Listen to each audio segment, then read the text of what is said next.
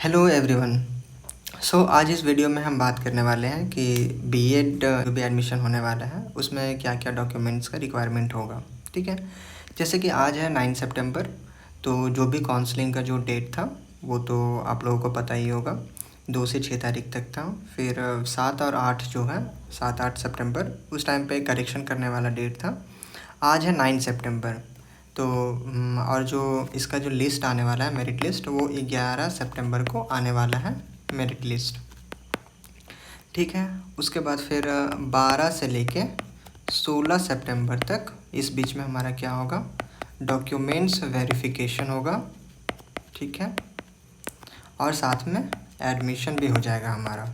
ठीक है, तो हम देखते हैं कि कौन कौन सा डॉक्यूमेंट्स ज़रूरत पड़ेगा बीएड के एडमिशन के टाइम पे। आप उन डॉक्यूमेंट्स के साथ पहले से ही प्रिपेयर हो सकें और एडमिशन के टाइम पे किसी तरह का कोई भी इशू या कोई भी प्रॉब्लम ना हो। तो सबसे पहले बात करते हैं क्लास 10th का जो ओरिजिनल मार्कशीट है और क्लास 12th का, ये ज़रूरत होगा। ये कॉलेज वेरीफाई करेगा, क्योंकि जो क्लास 10th का जो भी मार्कशीट है वो हमारा डेट ऑफ बर्थ होता है उसको वेरीफाई करता है। ठीक है, इसलिए किसी भी या कहीं पे भी आप जाइएगा तो वहाँ पे सबसे पहले क्लास 10th का या तो फिर मैट्रिकुलेशन का सर्टिफिकेट मांगता है, क्योंकि वो क्रॉस चेक करना चाह रहा है आपके डेट ऑफ बर्थ को। ठीक है, फिर यहीं से आपके वो पेरेंट्स का, मदर फादर का नेम दिखेगा कि वो करेक्ट है नहीं है। ठीक है, क्योंकि एक स्पेलिंग में मिस्टेक होता है तो उसमें भी थोड़ा सा इशू हो जाता है। फिर दूसरे में है कि ओरिजिनल जो सीएलसी है, CLC means college leaving certificate.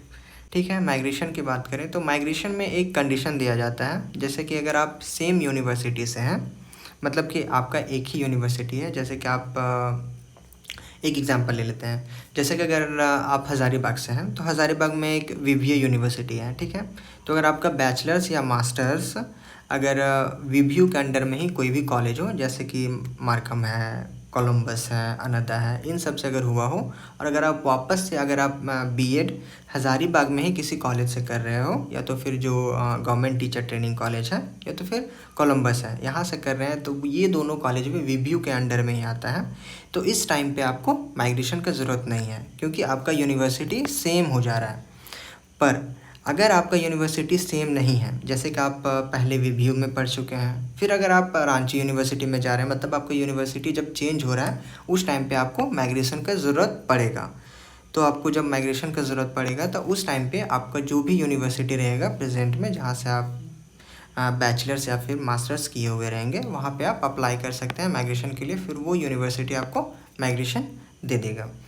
ठीक है, तो इसके लिए कुछ टाइम लेता है यूनिवर्सिटी आपको माइग्रेशन देने में, तो वो आप देख लेंगे। ठीक है, फिर character certificates, original character certificate college जमा लेगा, ओरिजिनल सेल से भी कॉलेज ही जमा ले लेगा। ठीक है, और अगर माइग्रेशन है तो माइग्रेशन भी जमा लेगा। फिर मार्कशीट का बात करें तो ये मार्कशीट्स जैसे क्लास 10th से 12th तक का, इसमें इसका ज़ेरॉक्स चाहिए। ठीक है, जो भी डिग्री का सर्टिफिकेट है, अगर आप मास्टर्स किए हुए हैं तो फिर मास्टर्स का भी सर्टिफिकेट्स आपको चाहिए होगा। फिर एडमिट कार्ड, अगर आप सिर्फ बैचलर्स किए हो तो सेमेस्टर 6 का, और अगर मास्टर्स किए हो तो सेमेस्टर 4 का आपको एडमिट कार्ड चाहिए। फिर आधार कार्ड, उसके बाद आपका कास्ट सर्टिफिकेट, रेसिडेंस सर्टिफिकेट और इनकम में आप लोगों को पता होगा कि इनकम का जो भी वैलिडेशन होता है वो 6 मंथ्स का ही होता है। ठीक है, तो अगर आपका इनकम 6 मंथ से ज़्यादा का है तो आप मेक श्योर कर लें कि आपका इनकम आप वापस से बना लें प्रेजेंट वाला। ठीक है, मे बी अगर आपका पुराना है तो हो सकता है कि प्रॉब्लम हो जाए, वो तो कॉलेज पर डिपेंड करता है। ठीक है, तो आप मेक श्योर रखें कि आपका जो भी इनकम है या जो भी सर्टिफिकेट्स हैं वो प्रेजेंट का ही हो, ताकि आपके एडमिशन में आपको कोई भी प्रॉब्लम ना हो। ठीक है, फिर पासपोर्ट साइज़ का फ़ोटोज़ चाहिए होगा, तो पासपोर्ट साइज़ का फ़ोटो आप जो भी 4-6 ले जाएं। उसके बाद है काउंसलिंग फ़ीस स्लिप अलॉटमेंट। ठीक है, तो आप लोगों ने जिस टाइम पे काउंसलिंग किया होगा 2 सितंबर से 6 सितंबर के बीच में, तो काउंसलिंग के बाद एक रिसिप्ट प्रोवाइड होता है। काउंसलिंग जब आप कर लेते हैं तो उस टाइम पे एक पीडीएफ आता है, तो उसका जो है उसका आप ज़ेरॉक्स रख लेंगे। ठीक है, फिर अलॉटमेंट अलॉटमेंट लेटर मतलब अलॉटमेंट लेटर होता है वही मेरिट लिस्ट, जो कि कब 11 सितंबर को हमारा आने वाला है। ठीक है, अलॉटमेंट लेटर कि मतलब आपको कौन सा कॉलेज अलॉट किया जा रहा है। ठीक है, क्योंकि कॉलेज वेरीफाई ये भी करेगा ना कि आपको वो कॉलेज एक्चुअल में मिला है या नहीं, या तो फिर आपको कोई और कॉलेज मिल गया और आप दूसरे कॉलेज में जाके एडमिशन करवा ले रहे हैं। इसलिए अलॉटमेंट लेटर वहाँ पे ज़रूरत होता है आपके डॉक्यूमेंट्स में।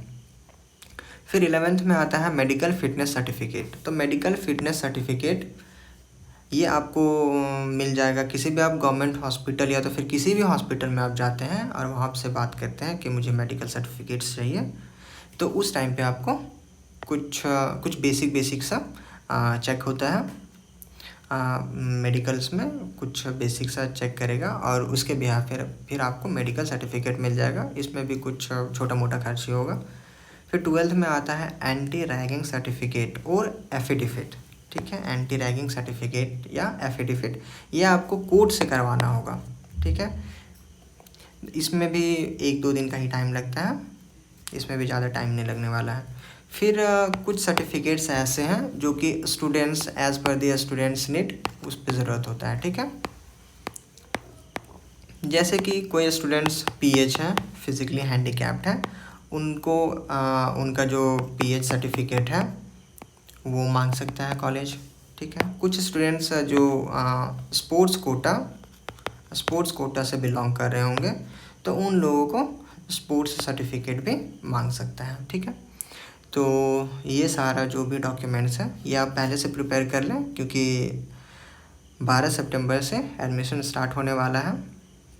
तो आप मेक श्योर कर लें कि सब आपके पास सारा का सारा डॉक्यूमेंट्स पहले से रेडी हों, क्योंकि एडमिशन के लिए बहुत कम ही टाइम मिला है इस बार। क्योंकि जैसा कि हम लोगों का जो स्टार्टिंग में रिज़ल्ट आया, फिर रिज़ल्ट को कैंसिल कर दिया गया, जिसके वजह से टाइम अब मैनेज करना होगा इस बोर्ड को, जेसीईसी बोर्ड को। तो इसके वजह से हम लोगों को सभी चीज़ों के लिए बहुत कम टाइम दिया जा रहा है। जैसे कि जो भी काउंसलिंग था उसके लिए सिर्फ 4 दिन मिला। ठीक है, अभी एडमिशन के लिए भी सिर्फ हमें 4 दिन ही मिल रहा है। तो डॉक्यूमेंट्स को लेके कोई भी एडमिशन में प्रॉब्लम ना हो, उसके लिए आप पहले मेक श्योर कर लें कि सारा का सारा डॉक्यूमेंट्स आपके पास अच्छे से प्रिपेयर हो। ठीक है, सो आई होप ये डॉक्यूमेंट वाला वीडियो आप लोगों के लिए हेल्पफुल रहा होगा। सो थैंक यू, इस वीडियो में इतना ही।